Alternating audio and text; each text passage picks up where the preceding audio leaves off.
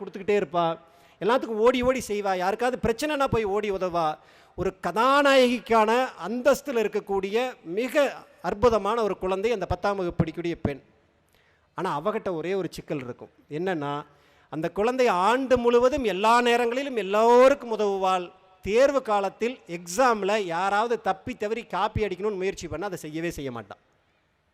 அது ஒன்று தான் அவர் மேலே பெற்றோர்களாக இருந்தாலும் சரி, சக மாணவிகளாக இருந்தாலும் சரி வைக்கக்கூடிய புகார். என்னென்னா, எல்லா வருஷம் முழுக்க எங்களுக்கு ஹெல்ப் பண்ணுவா, ஆனால் எக்ஸாம் டைமில் எக்ஸாம் ஹாலில் உட்காந்துக்கிட்டு ஒரு சின்னதாக கொஞ்சம் பேப்பரை திருப்பி காட்டுன்னு சொன்னால் மாட்டவே மாட்டேன்னு சொல்கிறப்போ, அந்த புகார் குறித்து அந்த அம்மா ஒரு நாள் அந்த குழந்தைகிட்ட கேட்குறா, ஏம்மா நீ எல்லாத்துக்கும் ரொம்ப தங்கமான பிள்ளையாக இருக்கியே, ஆனால் ஏன் எக்ஸாமில் மட்டும் யாருக்கு சின்னதாக ஹெல்ப் பண்ண மாட்டேங்கிற, யாருக்காவது ரொம்ப சிரமமாக இருந்ததுன்னா ஒரு 2 மார்க்கு காட்டினா என்ன ஆகிட போகுது அப்படின்னு கேட்குறப்ப அவள் சொல்கிறா, நான் ஆண்டு முழுவதும் அவர்களுக்கு உதவி செய்ய முடியும், அதனால் அவர்கள் எந்த வகையிலும் கெட்டு போயிட மாட்டாங்க. ஆனால் எக்ஸாமில் நான் உதவி பண்ணிட்டேன் அப்படின்னா இன்றைக்கி இந்த எக்ஸாமில் பாஸ் ஆகி போயிடுவாங்க, நாளைக்கு எதிர்காலத்தில் அவர்களுக்கு வரக்கூடிய எந்த ஒரு தேர்வு, எந்த ஒரு சோதனை, எந்த ஒரு கஷ்டமாக இருந்தாலும் கூட அந்த நேரத்தில் அவர்களுக்கு உதவுவதற்கு நான் இருக்க மாட்டேன், நான் ஒரு முன்னுதாரணமாக, மோசமான முன்னுதாரணமாக இருக்கக்கூடாதுன்னு சொல்லிட்டு அந்த பிள்ளை சொல்கிறான். இது ஒரு குழந்தை, மாணவனை சக மாணவனை கையில் ஏந்தி கொண்டு வர குழந்தைகள் ஒன்று. எந்த உதவி வேணாலும் நான் வாழ்க்கையில் செய்வேன், எக்ஸாமில் மட்டும் காப்பி அடிக்கக்கூடிய அந்த குற்றத்தை செய்வதற்கு அவர்களுக்கு நான் துணை போக மாட்டேன் அப்படிங்கிறது ஒரு குழந்தை. இன்னொரு குழந்தை வீட்டுக்குள்ளே இருக்கா, அவங்க அப்பா அப்போ தான் ஆஃபீஸ்லேருந்து வர்றப்பயே அந்த குழந்தையோட அம்மா உள்ள நுழையிற தருணத்தில் கணவர்கிட்ட புகார் பண்ணுறாங்க, நீங்கள் ஒரு பிள்ளையை பெற்று வச்சுருக்கீங்க பாருங்க, இப்படி ஒரு பிள்ளையை பார்க்கவே முடியாது. அந்த குழந்தை அப்பாவையும் அம்மாவையும் அப்படி பார்க்குது, ஒரு மாதிரி வித்தியாசமாக பார்க்குது. இவர் அப்போ தான் உள்ளே வர்றார். ஏன் என்ன பிரச்சனை அப்படின்னு கேட்குறார். இல்லை, இன்றைக்கி ஃபஸ்ட்டு மிட் டேமுடைய எக்ஸாம் பேப்பர் கொடுத்துருக்காங்க, கெமிஸ்ட்ரியில் இவளுக்கு 50 மார்க் அவங்க டீச்சர் போட்டிருக்காங்க, அவுட் ஆஃப் 50, அதாவது சென்டம் மார்க் போட்டிருக்காங்க. இவள் கம்முன்னு அந்த பேப்பரை வச்சுட்டு இருந்திருக்கலாம். அது இல்லாமல் இவளோட சீட்டில் உட்காந்து பார்த்துருக்குறா. உட்காந்து பார்த்ததுக்கப்புறம் ஏதோ ஒரு மிஸ்டேக் இவள் பண்ணியிருந்திருக்கா. மிஸ்டேக் பண்ணியிருக்கிறப்ப அதில் மார்க் குறையணுமே, எதுக்கு ஃபுல் மார்க் போட்டாங்கன்னு சொல்லிட்டு புத்தி வந்திருக்குது. நேராக மிஸ்ஸுக்கிட்ட ஓடி போய், மிஸ் நான் அதை தப்பு பண்ணியிருக்கேன், நீங்கள் எனக்கு மார்க் குறைக்காமல் போட்டிங்க, ஃபுல் மார்க் வராது, நான் இந்த மிஸ்டேக் பண்ணியிருக்கேன்னு இவன் சொல்லியிருக்கிறா. அவங்க கெமிஸ்ட்ரி மிஸ் அப்படியே ஆடி போயிட்டாங்களாம்மா. ஏன்னா அந்த கெமிஸ்ட்ரி மிஸ் 3 கிளாஸுக்கு கெமிஸ்ட்ரி சப்ஜெக்ட் எடுக்கிறாங்க. அந்த 3 கிளாஸ் எடுக்கிறதுல யாருமே சென்டம் வாங்கலை, இவன் ஒருத்தி தான் சென்டம் வாங்கியிருக்கான்னு ரொம்ப சந்தோஷமாக இருந்திருக்காங்க. இவன் அந்த சந்தோஷத்தில் மண்ணள்ளி போட்டுட்டா. இவளாக வழியே போய் 1/4 மார்க்கை குறைச்சி 49.25 மார்க்குன்னு வாங்கிட்டு வந்திருக்கிறா. இதெல்லாம் எங்கெங்கே பண்ண போகுது. கெமிஸ்ட்ரி டீச்சர் ஃபோன் பண்ணி, எங்கள் பிள்ளை இப்படியாங்க இருக்கும் அப்படின்னு கேட்குறாங்க, எனக்கு ரொம்ப சங்கடமாக போச்சுன்னு அந்த அம்மா சொல்லியிருக்கா. அப்போ அந்த அம்மா சொன்ன உடனே, அந்த புகார் சொன்னே அந்த பெண் சொல்கிறா, நான் படித்து நான் என்ன எழுதுனனோ அதுக்கான மார்க் எனக்கு வந்தால் போதும், நான் செய்த தவறுகளுக்கும் சேர்த்து ஒரு மார்க் எனக்கு வர வேண்டிய அவசியம் இல்லை அப்படிங்கிறது அந்த குழந்தை சொல்லுது. 8ஆம் கிளாஸ் படிக்கக்கூடிய ஒரு குழந்தை சொல்கிறது. இப்போ நான் கேட்கக்கூடிய கேள்வி, வீட்டில் இருக்கக்கூடிய எல்லா பிள்ளைகள் மேலும் குற்றம் சொல்லிகிட்டே இருக்கிறோம். அது சரியில்லை, இது சரியில்லை, அது சரியில்லை, இது சரியில்லைன்னு குற்றம் சொல்லிகிட்டே இருக்கோம். கொஞ்சம் ஒத்து பாருங்கள். நம்ம நண்பர்கள் யாராவது அடிபட்டு போயிட்டாங்கன்னா, ரயிலில் போய் இறங்கி நம்ம 4 பேர் போகிறோம், இங்கே இருக்கக்கூடியவர்கள் எத்தனை பேர் தன்னுடைய நண்பனை 2 பேர் சேர்ந்து கையில் தூக்கிட்டு போகிறதுக்கு தயாராக இருப்போம்னு யோசிச்சு பாருங்கள். எங்கே ஸ்ட்ரெச்சர் கிடைக்கும், எங்கே வீல் சேர் கிடைக்கும், அல்லது எங்கே யாராவது போர்ட்டர் கிடைப்பாங்களா தூக்கிட்டு போகிறதுங்கிறதுக்கு பார்ப்போம். காசு கொடுத்து காரியத்தை செய்துக்கலான்னு பார்ப்போமே தவிர, நம்ம நண்பன் நம்மளால் முடிஞ்ச வரைக்கும் தூக்கிட்டு போகணுங்கிற முயற்சியை நம்ம எடுக்க மாட்டோம்.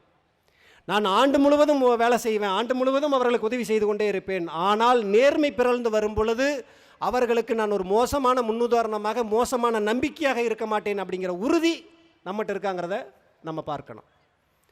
49.25 மார்க்கு தான் வரணும், ஆனால் தெரியாதனமாக 50 மார்க் போட்டுட்டாங்க. ஆனால் அதில் போய் நான் தவறு பண்ணேங்கிறத சொல்லி என்னுடைய மார்க் 49.25 மார்க்காக இருந்தால் போதும்னு வாங்கக்கூடிய நேர்மை இங்கே இருக்கக்கூடிய பெற்றோர்களிடம் எத்தனை பேர்த்திட்ட இருக்குங்கிற கேள்வி நம்ம வைப்போம்.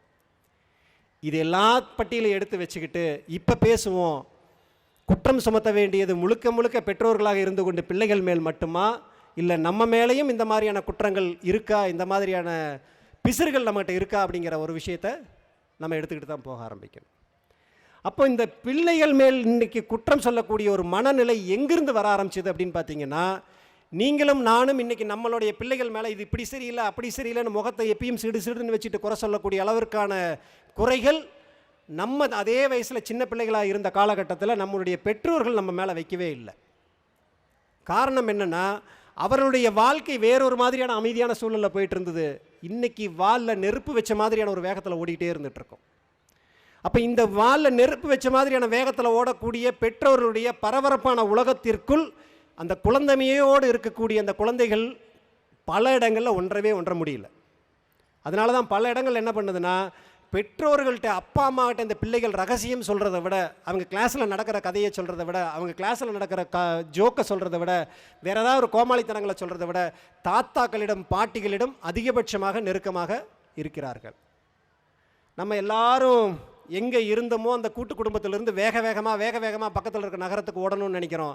அந்த நகரத்துக்குள்ளே எல்லாரும் தனித்தனி கூண்டுக்குள்ளே வரணும்னு நினச்சிட்டோம். ஒரு அப்பா அம்மா இருக்கணும், அந்த வீட்டில் குழந்தைகள் மட்டும்தான் இருக்கணும். பெரியவங்கள் இருந்தால் நமக்கும் தொந்தரவு, அவங்களுக்கும் தொந்தரவு. அவங்க அங்கே இருக்கட்டும், நம்ம இங்கே இருக்கட்டும்னு சொல்லிக்கிறோம். இந்த இடத்துல இந்த குழந்தைகள் எங்கே சிரமப்பட ஆரம்பிக்கிறாங்கன்னா, அப்பா அம்மாக்களுடைய பரபரப்பான அந்த வேகமான உலகத்திற்குள் அவர்களால் ஒன்ற முடிவதில்லை. தாத்தா பாட்டிகளுடைய நிதானமான உலகத்தை தேடி தேடி ஒவ்வொரு முறையும் விரும்பிக் கொண்டே இருக்கிறார்கள். அவர்களுக்கு அது வாய்ப்பதே இல்லை. அதை அந்த வாய்க்காத தருணத்தை நம்ம வேறு என்ன விஷயத்தை கொண்டு வந்து வச்சோம்னா, டிவியை கொண்டு வந்து வச்சு வீட்டில் நிரப்பணும். குழந்தைகளை அடக்குவதற்கான ஒரு கருவியாக டிவியை கொண்டு வந்து பழக்கணும். அடுத்தது குழந்தைகளை அடக்குவதற்கான ஒரு கருவியாக இன்றைக்கி ஒரு மொபைல் ஃபோனை வீட்டில் கொடுத்து பழகிட்டோம். ஒரு 2 வயசு குழந்தை, 3 வயசு குழந்தை, 6 மாத குழந்தை, 1 வருஷ குழந்தைகிட்டே நம்ம வந்து மொபைலில் ஒரு கேம் காட்டி, மொபைலில் ஒரு பாட்டை காட்டி, மொபைலில் ஒரு விளையாட்டை காட்டி, அங்கேயே அதுக்கான ஒரு அடிக்ஷனை கொண்டு வந்துடும், அடிமை பற்றி கொண்டு வந்துடும். அந்த குழந்தைகள் அதற்கப்புறம் மீள்றதே இல்லை. ஒரு 4, 5, 6 வயதாகும் பொழுது அந்த குழந்தை மொபைல் ஃபோன்லேயே உலகத்தில் இருந்துகிட்டு இருக்கிறப்ப, என் குழந்தை வந்து ஃபோனை விட்டே வெளியில் வரமாட்டேங்கிறா, பெரிய பிரச்சனையாக போயிடுச்சு. எது நமக்கு வசதின்னு சொல்லி அந்த குழந்தைங்க கையில் எடுத்து கொடுத்தோமோ அதுவே அந்த குழந்தைங்கள சிறப்பிடிச்ச மாதிரி இருந்துகிட்டு இருக்கும். அது எதையும் பார்க்காது, மொபைல் ஃபோனையே பார்த்து விளையாண்டுட்டு இருக்கோம், அல்லது டிவிலேயே பார்த்துட்டு இருக்கோம். சாப்பாட்டை கையில் எடுத்து வாயில் கொண்டு போய் வைக்கிதா, மூக்கில் வைக்கிதா, கண்ணில் வைக்கிதான்னு தெரியாது. ஆனால் டிவியை கண்கொட்டாமல் பார்த்துக்கிட்டு இருக்கோம். அந்த சூழலை உருவாக்கி வைத்து விட்டு நம்ம தான் அங்கே திரும்ப ஒரு கட்டத்துக்கு மேலே இந்த டிவி எப்படியாவது உடச்சி தொலைச்சிடுறோங்க, இந்த ஃபோன் மட்டும் இல்லாமல் இருந்திருந்தால் என் குழந்தைங்க நல்லா இருந்திருக்கும் அப்படிங்கிற ஒரு புகாரை நம்ம அங்கே தான் வாசிக்க ஆரம்பிச்சிடும். அப்போ எது நம்ம கொண்டு வந்தோமோ அந்த விஷயங்கள் ஒரு காலகட்டத்தில், எது நமக்கு வசதி, எது நமக்கு உதவியாக இருக்குன்னு நினச்சோமோ அந்த விஷயம் ஒரு காலகட்டத்தில் நம்மளுடைய பிள்ளைகளை சிறைபிடிக்க ஆரம்பிச்சிடுது. சிறைபிடிக்க ஆரம்பித்ததுக்கப்புறம் நம்மளால் அதுக்குள்ளே இருந்து மீள முடியறதில்ல, அவர்களை மீட்டெடுக்க முடியறதில்ல. இன்றைக்கு 10ஆம் கிளாஸும் 11ஆம் கிளாஸும் 12ஆம் கிளாஸும் படிக்கக்கூடிய பிள்ளைகளுக்கு நம்ம போட்டிருக்கக்கூடிய மிக முக்கியமான தடை, நியூஸ் பேப்பர் படிக்காத, டிவி பார்க்காத, எந்த விஷயத்தையும் நீ தெரிஞ்சுக்காத, படி அப்படிங்கிற ஒரு விஷயத்தை மட்டும்தான் இருக்கும். ஏன்னா இந்த கவனம் இதில் சிதறிச்சு அப்படின்னா, இந்த இதுக்குள்ளே போய் அவங்க சிக்கிக்கிட்டாங்கன்னா மீண்டு வரமாட்டாங்க அப்படிங்கிற மாதிரியான ஒரு பயத்தை நம்ம கொடுத்த, நம்ம உருவாக்கின, நம்ம வாங்கின கருவிகள் மூலமாக நம்ம பிள்ளைகளை அதில் சிறைப்படுத்தி வச்சிட்டோம். அடுத்தது, பிள்ளைகள் உரையாடக்கூடிய நேரம், உரையாடக்கூடிய பொழுது, உரையாடக்கூடிய வாய்ப்பு ரொம்ப குறைஞ்சி போயிடுச்சு. நீங்கள் ஒரு விஷயத்தை நினச்சிட்டு வீட்டுக்கு வந்ததை உங்கள் வீட்டுக்குள்ளே நுழைஞ்சதுக்கப்புறம் உங்கள் பிள்ளைகள்கிட்ட அந்த விஷயத்தை சொல்லி, இதை பற்றி நீ என்ன நினைக்கிறேங்கிற கருத்து கடைசியாக நீங்கள் எப்போ கேட்டேன்னு நினைங்க. கடைசியாக ஏதாவது ஒரு விஷயத்தை சொல்லி உங்கள் குழந்தைங்கக்கிட்ட நீ இதை பற்றி என்ன நினைக்கிற அப்படிங்கிற கருத்து கேட்டது எப்போது என்று மட்டும் சிந்தித்து பாருங்கள். அநேகமாக அது இருக்கவே இருக்காது. நம்ம அதில் என்ன திரும்ப புகார் வச்சுக்கணும், இந்த குழந்தைங்களுக்கு எதுவும் தெரியாதுங்க, அது எப்போயும் டிவி பார்த்துட்ருக்கோம், சொந்தக்காரங்க வந்தால் வான்னு கூட பேசாது, எந்த உதவியும் பண்ணாது, சமையல் ரூமில் வந்து வேலை செய்யாது, படுத்து தூங்குனா காலையில் பெட்ஷீட் மடித்து வைக்காது அப்படிங்கிற இந்த பட்டியல்கள் வச்சுக்கிட்டு இருக்குமே தவிர, நம் எடுக்கக்கூடிய ஒரு முடிவில் இந்த விஷயத்தில் இப்படி செய்யலாமா, இது வேண்டாமா, இதை வாங்கலாமா வேண்டாமா, ஊருக்கு போகலாமா வேண்டாமா, ஒரு டூர் போகலாமா வேண்டாமா அப்படிங்கிற மாதிரியான ஆலோசனைகளுக்கு பிள்ளைகள்கிட்ட முக்கியத்துவம் கொடுத்து கடைசியாக எப்போ கேட்டோன்னு கேட்டால் பெரும்பாலும் அது இல்லை அப்படிங்கிறதான் வர ஆரம்பிக்கும். அப்போ இந்த மாதிரியான ஒரு இடைவெளியை உருவாக்கிட்டு தான் என்ன பண்ணுறோன்னா, பிள்ளைகள்கிட்ட வந்து இருந்துகிட்டு இருக்கு, பிள்ளைகள் தனியாக இருந்துகிட்டு இருக்காங்க, பிள்ளைகள் நம்ம கூட ஒன்ற மாட்டாங்க அப்படிங்கிற மாதிரியான ஒரு மனநிலையை தொடர்ந்து பார்த்துட்டே இருக்கோம். ஒரு 3-4 வருடங்களுக்கு முன்பு நான் பார்த்த ஒரு மலையாள படம், Philips and the monkey pen அப்படின்னு சொல்லிட்டு ஒரு மலையாள படம். யாராவது இங்கே பார்த்துருக்கீங்களான்னு தெரியல. ஒரு அப்பாக்கள் அல்லது அம்மாக்கள் தங்களுடைய பிள்ளைகளை சரியாக வளர்க்கணும் அப்படின்னு நினச்சா 101% பார்த்தே தீர வேண்டிய ஒரு மலையாள படம்னு நான் அதை சொல்லுவேன். நான் ஒரு 20-30 இடம் அந்த படத்தை பார்த்துருப்பேன். அதில் ஒரு பையன் வருவான், பிலிப்ஸ் ரயான் அப்படின்னு சொல்லிட்டு ஒரு 5-4 வயது இருக்கக்கூடிய ஒரு பையன். உலகத்தில் நீங்கள் பார்த்திருக்க முடியாத, கற்பனை செய்ய முடியாத அதிகபட்சமான ஒரு கொடூரமான ஒரு பையனாக தெரிவான். நீங்கள் ஒரு பெரிய சினிமாவில் நான் பார்க்குற மாதிரியான அந்த பையனை அந்த படத்தில் காட்சிப்படுத்தப்படுவான். படிக்க மாட்டான், கிளாஸுக்கு போக மாட்டான், 5ஆம் கிளாஸ் படிக்கிற பையனே ஸ்கூலுக்கு போகாமல் கட்டடிப்பான், கூட இருக்கிற பையனை முதுகில் பென்சிலால் குத்துவான், கிளாஸ் ரூமில் எல்லா யோகித்தனம் பண்ணுவான், எல்லா குறும்பும் பண்ணுவான். வெறுத்து போயிடுவாங்க. இப்படி ஒரு பையனை வீட்டில் வச்சிருக்கணுமா அப்படிங்கிற மாதிரியான ஒரு மனநிலையில் வெறுத்து போன ஒரு குழந்தையாகத்தான் அந்த குழந்தை இருப்பான். அந்த குழந்தையோடு துவங்கக்கூடிய அந்த படம் இறுதியாக அந்த குழந்தைக்குள்ள மிகப்பெரிய ஒரு மாற்றங்களை உருவாக்கும். வேறொரு காட்சியின் மூலமாக அந்த ஒரு மாற்றங்களை உருவாக்குவாங்க. அந்த இடத்துல தான் வந்து என்ன ஆகுதுன்னா, ஒரு அப்பா தன்னுடைய பிள்ளைகிட்ட இருக்கக்கூடிய குறைகளை குறைகளாக பார்க்காமல் அந்த பிள்ளைகளை எப்படி சீர்படுத்தணும், எப்படி மாற்றணும் அப்படிங்கிறதுக்கான ஒரு அற்புதமான ஒரு படமாக இருந்துகிட்ருக்கும். அப்போது நம்மளுடைய குழந்தைகளை வந்து வளர்த்துறதுக்கான நல்லபடியாக வளர்த்தணும் அப்படின்னு நினைக்கிறப்ப என்ன ஆகுதுன்னா, அதற்கு ஒத்திசைவாக இருக்கக்கூடிய விஷயங்களை தேடி தேடி வாசிப்பதும், தேடி தேடி பார்ப்பதும், தேடி தேடி அவர்களுக்கு அறிமுகப்படுத்துவதும் மிக முக்கியமானதாக இருக்கும். கடைசியாக நீங்கள் என்றைக்கு உட்காந்து உங்கள் குடும்பத்துக்கான ஒரு திரைப்படம், இது குடும்பத்தில் இருக்கக்கூடிய எல்லாரும் ஒன்றா உட்காந்து பார்க்கணும் அப்படின்னு நினச்ச மாதிரியான திரைப்படம் எப்போ பார்த்தீங்கன்னு யோசிச்சு பாருங்கள். குழந்தைகள் தனியாக ஒன்று பார்த்துட்டு இருப்பாங்க, அப்பா ஒன்று தனியாக பார்த்துட்டு இருப்பாங்க, அம்மா ஒரு சீரியல் பார்த்துட்டு இருப்பாங்க. இந்த 3 பேரும் ஒரு புள்ளியில் ஒன்று செய்யக்கூடிய சூழல்களை நம்ம அமைச்சிக்கிறது இல்லை. அப்போ கடைசியாக என்றைக்கு உட்காந்து ஒரு படத்தை பார்த்தோம், ஒரு படத்தை பார்த்து முடிச்சுட்டு வந்ததுக்கப்புறம் அந்த படத்தை பற்றியான ஒரு விவாதம், இதுக்குள்ளே இருந்து என்ன விஷயத்தை நீ எடுத்துக்கிற, அல்லது என்ன விஷயத்தை நம்ம பகிர்ந்துக்க முடியுது, அல்லது இந்த விஷயம் இப்படி இல்லாமல் வேறு மாதிரி இருந்தால் நல்லா இருக்குமே அப்படிங்கிற மாதிரி விவாதிக்கக்கூடிய சூழல்களை நம்ம உருவாக்கலை. அந்த மாதிரியான விஷயங்களை படிப்பாக இருந்தாலும் சரி, ஒரு சினிமா பார்ப்பதாக இருந்தாலும் சரி, நம்ம எப்படி எடுத்துக்கிறோன்னா, அது அறிவு சார்ந்த நிலையில் இருப்பதாக எடுத்துக்கொள்வதே இல்லை. அதை முழுக்க முழுக்க வெறும் பொழுதுபோக்காக மட்டும், ஒரு நேரத்தை கொல்லக்கூடிய ஒரு விஷயமாக, நேரத்தை வந்து கடத்தக்கூடிய ஒரு விஷயமாகவே தான் நம்ம அதை தொடர்ந்து பார்த்துக்கிட்டே இருந்துகிட்ருக்கோம். அப்போது இன்றைக்கு வீடுகளுக்குள்ள உருவாக்க வேண்டிய விஷயம் என்னென்னா, சினிமாக்களில் நல்ல சினிமா நிறையா வருது. நீங்கள் ரெமோ படத்தை உங்கள் பிள்ளைகள் பார்ப்பதாக இருக்கலாம், தனுஷ் மேலே அந்த பிள்ளைகள் ரொம்ப பிரியமாக இருந்துகிட்ருக்கலாம், சிவகார்த்திகேயன்னா எல்லாத்தையும் விட்டுட்டு அந்த குழந்தைகள் பார்க்குறதா இருக்கலாம். அப்போ அதில் இருந்து அவர்களை மாற்றணும் அப்படின்னு சொன்னால், நீங்கள் உங்களுடைய பார்வையை விசாலமாக்கணும்.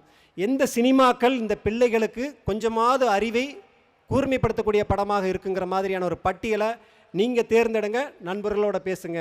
மாதத்தில் ஒரு நல்ல சினிமா, அது எந்த மொழியில் வேணாலும் இருக்கலாம், அந்த சினிமாவை புரிஞ்சுக்கோங்க.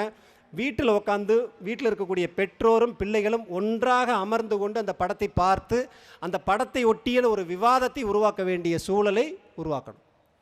நாங்கள் பேசிக்கிறதே கிடையாது வீட்டுக்குள்ளே, குழந்தைங்களோட ஒரு உரையாடலே நம்ம நிகழ்த்துறது கிடையாது, அவர்களும் நாங்களும் பார்க்கக்கூடிய விஷயம் ஒன்றாக இல்லை அப்படின்னு சொன்னோம்னா, இந்த தலைமுறை சபிக்கப்பட்ட ஒரு தலைமுறையாக மாறி போயிடும். ஒரு கருத்தொற்றுமை வராத ஒரு தலைமுறையில் உறவுகள் ஒன்றா இருந்துகிட்டு இருப்போம், ஒரே வீட்டுக்குள்ளே இருந்துகிட்டு இருப்போம், ஒரே பெட்டில் குழந்தைங்களோட தூங்கிட்டு இருப்போம். ஆனால் நம்ம வேறொரு உலகத்துலேயும் அவங்க வேறொரு உலகத்துலேயுமே பயணிச்சுக்கிட்டு இருப்பாங்க. அப்போ இது வயது கூட கூட கூட கூட என்ன ஆகுன்னா, அந்த நெரிசல் வந்து ஒரு மாதிரி எரிச்சலை உண்டாக்க ஆரம்பிச்சிடும். அது உறவுகளுக்குள்ள சின்ன சின்னதாக உராய்வுகளை உருவாக்க ஆரம்பிச்சிடும். ஒரு கட்டத்தில் வந்து அந்த பிள்ளைகள் காலேஜெலாம் போய் முடிச்சதுக்கப்புறம் வந்து அந்த உறவு நிலையே அப்படியே சிதைஞ்சு போகிற ஒரு சூழலில் அவர்கள் நம்மகிட்டேருந்து கிட்டத்தட்ட விலகி போகக்கூடிய ஒரு மனநிலைக்கு அவங்க ஆட்பட்டு வந்துடுவாங்க. அப்போ குழந்தைகள் என்பது நமக்கு கிடைத்திருக்கக்கூடிய ஒரு வரம். அந்த குழந்தைங்கிற வரம் கிடைக்காம இயங்கக்கூடிய பெற்றோர்கள் நம்ம பார்த்தோம்னா தான் அதனுடைய அருமை தெரியும். அப்படி கிடைச்சிருக்கக்கூடிய அந்த வரத்தை எப்படி நம்ம கையில் தக்க வச்சுக்க போகிறோம், எப்படி அந்த வரத்தை ஒரு கொண்டாட்டமான விஷயமாக எடுத்துகிட்டு போகிறோம். அப்படி அந்த வரத்தை நம்ம இன்னொரு இடத்துல அதை வந்து நம்ம காயப்படுத்தக்கூடிய சூழல் என்னென்னா, நம்ம பிள்ளைங்கள் சில விஷயங்கள் சரியாக பண்ணுவாங்க, சரியாக பண்ண மாட்டாங்க. அதே மாதிரியான ஒரு விஷயத்தை வேறொரு பிள்ளை சரியாக பண்ணியிருக்கும், அதுக்கு கூடுதலான வாய்ப்புகள் கிடைச்சிருக்கும், அல்லது கூடுதலான உழைப்பை போட்டிருக்கும், அல்லது கொஞ்சம் கூடுதலான அதுக்கு அதிர்ஷ்டம் கிடைச்சிருந்திருக்கும். அந்த பிள்ளைகள் சிறப்பாக இருக்கிறப்ப நமக்குள்ளே என்ன ஆகுன்னா, ஒரு ஒப்பீடு வர ஆரம்பிச்சிடும். அதெல்லாம் எப்படி பண்ணிகிட்ருக்கு, நீயும் தான் இருக்கியே, அதெல்லாம் நல்லா பண்ணுதில்ல, நீயும் தான் இருக்கியே, அந்த குழந்தைகளாம் எப்படி ஒழுங்காக இருக்குது, நீயும் தான் இருக்கியேங்கிற அந்த ஒப்பீடு ஒவ்வொரு முறையும் வந்து கொண்டே இருக்கிறது. பெற்றோர்களுக்கு பணிவாக வைக்கக்கூடிய வேண்டுகோள் என்னவென்றால், நீங்கள் இந்த குழந்தை அந்த குழந்தை மாதிரி எனக்கு இது இருந்தால் போதும், அந்த குழந்தை மாதிரி இது இருந்தால் போதும் அப்படின்னு நினைக்கக்கூடிய பெற்றோர்கள் தனியாக ஒரு பிள்ளை பெற்றுக்கணுங்கிற அவசியமே கிடையாது. அறிவியல் வெகு சீக்கிரத்தில் குளோனிங் கொண்டு வந்து கொடுத்துரும். ஒரே ஒரு குழந்தையை தயாரித்து வச்சுக்கிட்டு அந்த குழந்தையினுடைய ஜெராக்ஸ் காப்பி மாதிரியான குழந்தைகளை அடுத்தடுத்து கொண்டு வர்றதுக்கு வந்து அறிவியல் நமக்கு சீக்கிரமாக கொடுத்துரும். ஆனால் இயற்கை கொடுத்துருக்கக்கூடிய விஷயம், குழந்தை என்பது ஒரு தனி வார்ப்பு. ஒரு குழந்தைக்கான வார்ப்பு இயற்கையால் ஒரே ஒரு முறை தான் செய்யப்படுகிறது. மனிதனுக்கு எப்படி கருவிலியினுடைய பதிவுகள் உலகத்தில் இருக்கக்கூடிய 720 கோடி மக்களுக்கும் தனித்தனியாக இருக்கோ, கைரேகைகள் எப்படி தனித்தனியாக இருக்கோ, அதே போல தான் ஒரு மனிதன் போல் இன்னொரு மனிதன் பர்ஃபெக்டாக இருக்கணுங்கிற அவசியம் கிடையாதுங்கிறத இயற்கை தொடர்ந்து சொல்லிக்கிட்டே இருக்கு. அப்போ இந்த ஒப்பீடுகள் வரும்பொழுதெல்லாம் நம்ம வைக்கக்கூடிய விஷயம் என்ன அப்படின்னு சொன்னோன்னா, ஒரு குழந்தைக்கான வார்ப்பு, அந்த மோல்டிங் அப்படிங்கிறது ஒரு முறை செய்யப்பட்டு அதோடு அழித்து விடப்படுகிறது. இன்னொரு குழந்தைக்கு இன்னொரு வார்ப்பு, இன்னொரு உயிர், இன்னொரு உலகம். அப்போ எந்த ஒரு குழந்தையையும் இன்னொரு குழந்தை கூட ஒப்பிட்டு அதுபோல் நீ ஏன் இருக்கல, நீ ஏன் இருக்கல, நீ ஏன் இருக்கலங்கிற விஷயத்தை தயவு செய்து தவிர்க்க நம்ம பழகிக்கணும். அந்த ஒப்பீடுகளுக்குள்ளே போக ஆரம்பித்தோம்னா, ஏன்னா இயற்கையினுடைய நீதிக்கு புறம்பானது. அதே மாதிரி எனக்கு ஒரு குழந்தை வேணும்னா அந்த அதே குழந்தையை நம்ம எடுத்துகிட்டு வந்து வச்சுக்கலாமே, 10 நாள் நம்ம வீட்டில் வச்சு வளர்த்தலாமே. அப்போது இந்த ஒப்பீடுகளில் இருந்து நம்ம கொஞ்சம் கொஞ்சமாக வெளியில் வர ஆரம்பிக்கணும். இந்த குழந்தை இதற்கான தனியான ஒரு வார்ப்பாக வந்திருக்குங்கிற விஷயத்தை புரிஞ்சுக்கணும். அந்த குழந்தைகளுடைய உலகத்துக்குள்ளே நம்ம கொஞ்சம் கொஞ்சமாக நுழைய ஆரம்பிக்கணும். நீங்கள் எதுவுமே பேசாமல் எல்லா விஷயத்தையும் அமைதியாக வச்சுட்டு குழந்தைங்க எதையாவது விளையாண்டுட்டு இருக்கிறப்ப ஓரமாக உட்காந்து அவங்கள வேடிக்கை மட்டும் பார்க்க ஆரம்பிங்க. முதல்ல நம்மளை பார்க்குறப்ப கொஞ்சம் கூச்சமாக இருப்பாங்க. அந்த கூச்சம் போக ஆரம்பிச்சதுக்கப்புறம் அவர்களுக்கான ஒரு உலகத்துக்குள்ளே அவங்க விளையாண்டுக்கிட்டே இருந்துகிட்டு இருப்பாங்க. அவர்களுக்கான உலகத்துக்குள்ளே அவர் ஒரு உரையாடலை நிகழ்த்திக்கிட்டே இருப்பாங்க. அவர்கள் வேறு வேறு மாதிரியான காட்சிகளை அங்கே உருவாக்கிக்கிட்டே இருப்பாங்க. அந்த உலகம் புனிதமானது. இன்னும் நம்மளை மாதிரி பொல்யூட் ஆகாதது, நம்மளை மாதிரி பேராசைகள் கொண்டதாக இல்லை, நம்மளை மாதிரி மற்றவர்களை ஜெயிக்கணுமேங்கிற வெறி அந்த உலகத்தில் இல்லை. அந்த அந்த உலகம் அந்த குழந்தைகளுக்காக இருக்கக்கூடிய அந்த உலகம். அந்த உலகத்துக்குள்ளே போக ஆரம்பிச்சிட்டோம்னா நம்மளோட வயசு கொஞ்சம் கொஞ்சமாக குறைய ஆரம்பிக்கும். இந்த மேடையில் முதல்ல வந்து நான் நின்ன உடனே வந்து எனக்கு ஒரு அருமையான வாய்ப்பை கொடுத்தாங்க. அந்த வரக்கூடிய குழந்தைகளுக்கு சான்றிதழும் அந்த பதக்கங்களும் கொடுக்கணும்னு சொல்கிறப்ப, இது பெரும்பான்மையான இடத்துல என்னென்னா அந்த குழந்தைங்க வாங்கிட்டு போவாங்க. அப்படி போயிட்டே இருந்துட்டு இருக்கு, ஒரு மாதிரி மொனோட்டனஸாக இருந்துகிட்டே இருக்கும். இன்றைக்கி நான் இந்த பள்ளிக்கூடத்தில் பார்த்த விஷயம், அந்த குழந்தைகள் இங்கிருந்து துள்ளி வந்து அதை வாங்க வர வரைக்கும் பெரிய ஒரு உற்சாகத்தோடு வந்தாங்க. அவங்கள பார்க்க என்னாச்சுன்னா எனக்கு கொஞ்சம் கொஞ்சமாக வயசு குறைஞ்சிக்கிட்டு இருக்க மாதிரியான ஒரு உணர்வு இருந்துக்கிட்டே இருந்தது. ஆஃபீஸ்லேருந்து கிளம்பி வீட்டுக்கு திரும்ப அங்கேருந்து புறப்பட்டு திரும்ப இங்கே ஒரு 2-3 மணி நேரம் இருந்து அந்த களைப்பெல்லாம் முழுதும் போனது மாதிரி அந்த குழந்தைகள் ஒவ்வொரு முறையும் என்னை கடந்து போகும்பொழுது என்னாச்சுன்னா எனக்கு உள்ள ஒரு உற்சாகம் கூட்டிக்கிட்டே இருந்தது. ரொம்ப அற்புதமான ஒரு மனநிலை வாய்த்துக்கிட்டே இருந்த மாதிரி இருந்தது. அப்போ குழந்தைகளுடைய உலகம் என்பது உற்சாகம் நிறைந்த ஒரு உலகம், அன்பு நிறைந்த ஒரு உலகம், அது ரசிக்கப்பட வேண்டிய உலகம். நம்ம என்றைக்கோ வாழ்ந்திருந்திருந்த அந்த உலகத்தை மீட்டெடுத்து கொடுக்கக்கூடியவர்கள் பிள்ளைகள் மீது கூடுதல் பொறுப்பாக இருப்போம், கூடுதல் அன்பு செலுத்துவோம், நன்றாக இருப்போம்.